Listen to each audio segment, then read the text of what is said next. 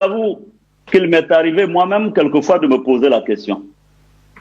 Quand je vois le degré de haine qu'aujourd'hui M. Ouattara me voue, quand je vois le degré de haine qu'aujourd'hui les partisans de M. Ouattara me vouent, je suis moi-même surpris. Mais est-ce qu'on m'en veut parce que j'ai dit que je ne rentre pas au RHDP? Parce qu'en dehors de ça, je ne sais pas ce que j'ai fait contre Ouattara. Ouattara a dit à des chefs d'État que j'ai voulu faire un coup d'État pour le tuer lui et son épouse. Je suis ici pour vous dire solennellement, et ça, j'ai dit déjà dans un de mes postes qu'il y a des mots qui tuent plus que la mort. Parce que la mort, quand elle vous prend, vous êtes mort et puis bon, vous ne souffrez plus. Mais il y a des mots, quand vous les prononcez contre quelqu'un, ça le tue, ça le consume. Monsieur Ouattara, pour lequel, même si aujourd'hui ces militants disent que Guillaume Soro n'a rien fait pour Ouattara, mais j'ai quand même donné les années sacrées, les années précieuses de ma vie au combat pour la réhabilitation de Ouattara en Côte d'Ivoire. Je n'ai pas vu grandir mes enfants, j'ai cassé ma vie de famille, et avec mes compagnons, on a tiré sur mon avion, il y a eu 4 morts, tout ça c'était dans le combat pour la réhabilitation de M. Ouattara.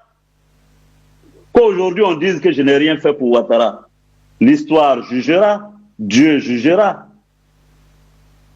Mais que M. Ouattara, parce qu'il veut le soutien des chefs d'État, parce qu'il veut monter les populations du Nord contre moi, va dire que j'ai voulu faire un coup d'État pour le tuer, lui et sa femme, je trouve que c'est aller trop loin. Parce que M. Ouattara, quand il affirme qu'il a des preuves accablantes, elles n'existent pas, ces preuves accablantes. Qu'est-ce qu'il attend depuis 9 mois pour exhiber et donner aux Ivoiriens ces preuves accablantes? On dit que je veux faire un coup d'État, mais quand on me donne le nom d'un seul militaire avec qui j'ai voulu faire ce coup d'État, jusqu'à présent, on a même libéré certains sans leur dire pourquoi. Que j'ai voulu faire un coup d'État. Je vais vous dire une chose, et c'est une confidence. Moi, quand je menais le combat pour Ouattara, le jour où Ouattara a pris le pouvoir, pour moi, c'était mon dernier combat. Pour moi, j'en avais fini avec la lutte en Côte d'Ivoire. Je me proposais et ne prétendais qu'à me prélasser, raisonnablement. Je voulais reprendre une vie de famille, connaître la simple joie d'envoyer mes enfants à l'école, vivre à la maison. Alors, donc, comme M. Ouattara aujourd'hui soit plus haineux contre moi que ce hier qu'il a combattu, m'interroge moi-même. Mais vous savez, la vie est ainsi faite. J'ai un ami qui m'a dit que vous ne connaissez pas votre épouse tant que vous n'avez pas divorcé. C'est quand vous vous retrouvez devant le juge et que votre épouse vous décrit comme étant un gros dormeur, un gros ronfleur, et qu'en plus de ça, vous étiez... c'est là que vous découvrez un monstre. Donc aujourd'hui, Ouattara peut bien dire que je suis le monstre que je suis, mais hier, je voyais bien tout l'éloge qu'il faisait. Mais ce n'est pas grave. Moi, je considère que en 2019, le président Ouattara, pour répondre concrètement à votre question, m'a convoqué me faisant injonction d'intégrer le RHDP. Il y a très peu qui ont résisté à Ouattara. Je lui ai dit que je ne pouvais pas intégrer le RHDP. Ce que je sais, c'est que après que j'ai refusé de rentrer dans son parti, parce que je lui avais dit que le RHDP unifié sans le PDCI allait ramener la guerre en Côte d'Ivoire et que je ne voulais plus que mon nom soit associé à la guerre, et que je suis parti.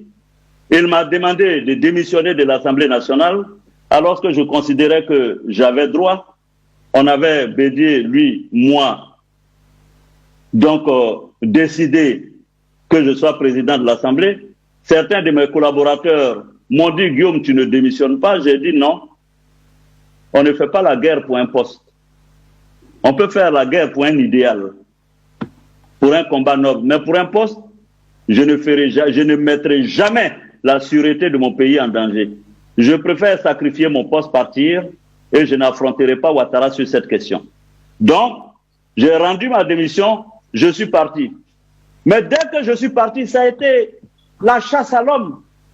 D'abord, Ouattara et son gouvernement ont demandé au gouvernement américain d'annuler mon visa et mon passeport à ma qualité de président de l'Assemblée nationale. Après ça, M. Ouattara et le ministre Ahmed Bakayoko, qui était ministre de l'Intérieur, ont trompé la police de Barcelone, qui a fait un raid dans ma chambre à Barcelone pour m'arrêter. N'eût été la baraka. J'aurais été humilié, menotté et jeté dans les prisons en Espagne. Après cela, on m'a envoyé des barbouzes pour tenter de me repérer en Europe et m'éliminer. Là aussi, j'ai des preuves accablantes. Des gens que Ahmed Bakayoko a reçus dans son bureau, à qui il a proposé 1 milliard pour me livrer. Je le sais. Qu'on prenne garde. Je ne veux pas trop parler. Je veux la paix pour mon pays. Mais je sais ce qui a été fait contre moi, ma personne et mon intégrité. Mais il n'y a de sécurité que celle que Dieu vous donne. Et si je suis en vie aujourd'hui, c'est grâce à Dieu. Parce que le jour où Alassane a détourné mon avion, personne ne le sait, mais mon avion a atterri presque en crachant dans des îles du côté de l'Espagne. Alors, après ce que j'ai fait pour M. Ouattara, après la vie que j'ai consacrée pour M. Ouattara, c'est la façon dont on me remercie.